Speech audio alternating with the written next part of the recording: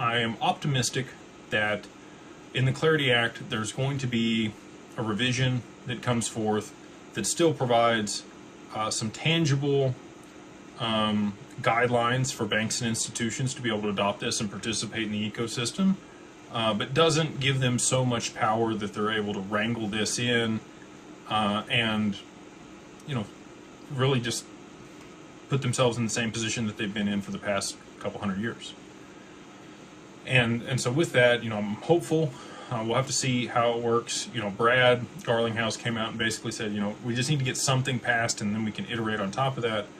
Charles brought up the point that, you know, the SEC passed the 1933 Act and 1940 Act, and we've had those for 90 plus years at this point. Well, not 90 plus years. We're 2026. So 33, well, that one's pretty close. 2023 would have been 90 years. The 40 Act is in 80, you know, more than 80 years. So, you know, that is a long duration with no changes to those laws. And all that being said, you know, if we do get, they pass the Clarity Act here with all of these things that aren't so great, it's going to be difficult to walk it back.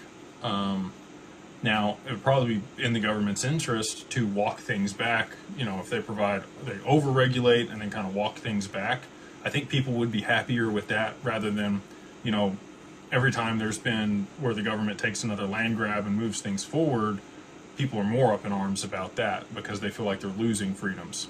So I don't know if that's their plan. Maybe they pass this in a way that it's overly regulated and over time they walk it back.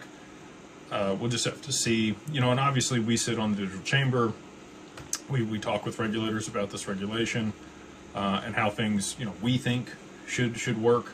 A lot of compliance and oversight for what we do at Digital Wealth Partners and at Digital Ascension Group, how taxes work with all of that plays into how we have those discussions with the SEC and the CFTC and FINRA and the other regulators that we talk to through the Digital Chamber when we propose, you know, different stuff. We help them draft that stuff.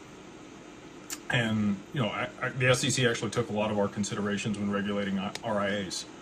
We were the only RIA, even on the Digital Chamber, advocating for wealth managers to be able to participate, hold these assets, and provide financial advice to, you know,